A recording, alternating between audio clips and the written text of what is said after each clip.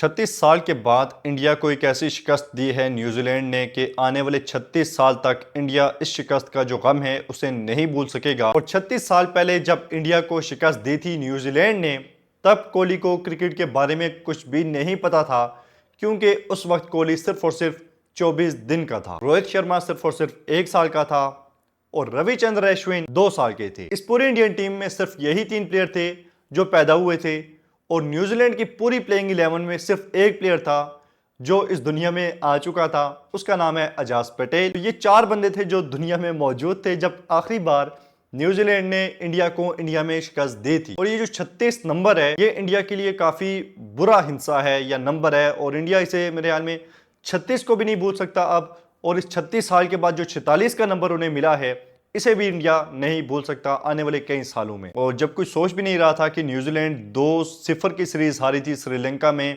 और इंडिया जो है वो बांग्लादेश को बच्चों की तरह उसने मारा और सीरीज विन की 2-0 से। न्यूजीलैंड 2-0 की सीरीज हारने के बाद पहुंचा इंडिया पहले से अपने होम ग्राउंड में जीता हुआ था 2-0 की सीरीज, लेकिन उसके बावजूद जिस तरह से न्यूजीलैंड ने इंडिया को बेबस कर दिया अपने सामने, उनके जो फास्ट बॉलर थे हेनरी और ओरोर्की ने, और पहले इनिंग्स में कोई सोच भी नहीं सकता था कि इंडिया 46 पे ऑल आउट हो जाएगी। हालांकि इंडिया इससे पहले 36 पे भी ऑल आउट हुआ था, लेकिन वो ऑस्ट्रेलिया में हुआ था। अब जब कुछ सोच भी नहीं सकता था कि इंडिया ये मैच हारेगा, तब इंडिया 46 पे ऑल आउट हो गई और उसकी इनिंग्स में एक ऋषभ पंत थे जिन्होंने बेस स्कोर बनाए थे। और जब न्यूजीलैंड की बैटिंग आई तो न्यूजीलैंड ने उस बैटिंग में 356 रन की एक्स्ट्रा लीड ली और एक तो कॉनवे के 91 रन, 91 तेज स्कोर 105 बॉल पे, साथ में जो रन थे रविंद्रा के 134 रन, वो भी तेज रन थे 154 डिलीवरीज पे। और उसके बाद जो इनिंग्स थी साउथी की, जो इंडिया ने उससे स्कोर बनवा दिए 90 के स्ट्राइक रेट से, 65 रन साउथी से बना दिए और न्यूजीलैंड ने स्कोर बनाया 402 रन। और उसके बाद 356 की एक बड़ी लीड आ गई इंडिया पे। और जब इतनी बड़ी लीड आ जाए तो कोई भी टीम होगी तो उसके हाथ पांव फूल जाएंगे। हालांकि इंडिया ने काफी जोर लगाया और मेरे ख्याल से काफी शानदार कमबैक कर लिया था इंडिया ने। दूसरी इनिंग्स में इंडिया ने 462 रन बनाए। अगर हम देखें तो बड़ी जबरदस्त इनिंग्स थी सरफराज खान की, 150 रन की बहुत अच्छी शानदार इनिंग्स, पहली सेंचुरी उन्होंने की और साथ में उनके जो कोहली थे उन्होंने भी साथ दिया। रोहित शर्मा ने अच्छी बैटिंग की और आखिर में पंत हमेशा से बदकिस्मत साबित होते आ रहे हैं और ये सातवीं मरतबा हुआ है कि जब वो 90s में थे तो उनकी विकेट चली गई, मतलब 7 बार वो सेंचुरी मुकम्मल नहीं कर सके 90s में इंटर होने के बावजूद। तो पंत ने अच्छी इनिंग्स खेली, कोहली, रोहित शर्मा और सरफराज खान की जितनी तारीफ करें वो कम।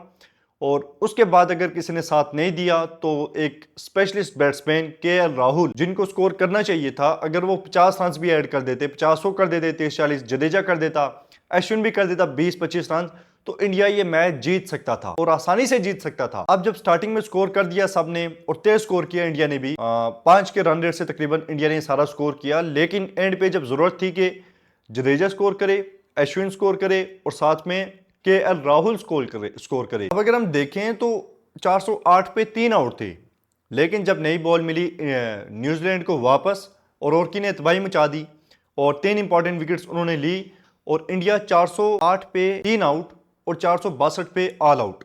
मतलब इतना बुरा कोलैप्स 2 मरतबा समझे इंडिया का कोलैप्स हुआ है, पहले इनिंग्स में और दूसरी इनिंग्स में जब नहीं होना चाहिए था और इंडिया इस मैच में तकरीबन वापस आ चुका था, तब ये कोलैप्स हुआ है और इंडिया ने टारगेट दिया 108 रन का, न्यूजीलैंड को 107 रन का, जिसको न्यूजीलैंड ने सिर्फ और सिर्फ 2 विकेट के नुकसान पे पूरा किया। रविंद्रा हम जानते हैं कि इंडिया से हैं और इंडिया के ग्राउंड्स में बड़ा ही शानदार खेलते हैं, खास करके आईपीएल में खेलने की वजह से उन्हें काफी एक्सपीरियंस है इंडिया में खेलने का। पहले इनिंग्स में 134 रन की इनिंग्स और दूसरे इनिंग्स में भी उनके स्कोर आए हैं 45 बॉल पे। तो ये सारी सिचुएशन थी जिसकी वजह से इंडिया ये मैच हारा है और टॉस का बड़ा एक जो है वो बैड डिसीजन था। मैच के बाद रोहित शर्मा ने मीडिया टॉक करते हुए ये बताया है कि हम इंग्लैंड के खिलाफ भी पहला मैच हार गए थे और उसके बाद हम लगातार 4 मैच जीते थे, तो हम जानते हैं कि हम कैसे कम बैक कर सकते हैं या आगे हमने क्या करना है। तो कॉन्फिडेंस जो है वो उसी तरह है रोहित शर्मा का और अभी भी इंडिया ये सीरीज बचा सकता है। अब ये 3 मैचेस की सीरीज है। टेस्ट चैंपियनशिप में इंडिया टॉप पे था, अभी भी टॉप पे है, लेकिन जो पॉइंट स्कोर थे 74% से वो ड्रॉप होके 68 पे आ गए हैं। अब यहाँ पे न्यूजीलैंड अगर एक मैच ड्रॉ कर देता है या एक मैच जीत जाता है तो फिर इंडिया के लिए मुश्किलात पैदा हो सकती हैं, क्योंकि इसके बाद जो इंडिया ने सीरीज खेलनी है ऑस्ट्रेलिया में, 5 मैचेस की सीरीज है, वो सीरीज फिर इंडिया को जीतनी पड़ेगी और ऑस्ट्रेलिया को ऑस्ट्रेलिया में शिकस्त देना आसान नहीं होगा।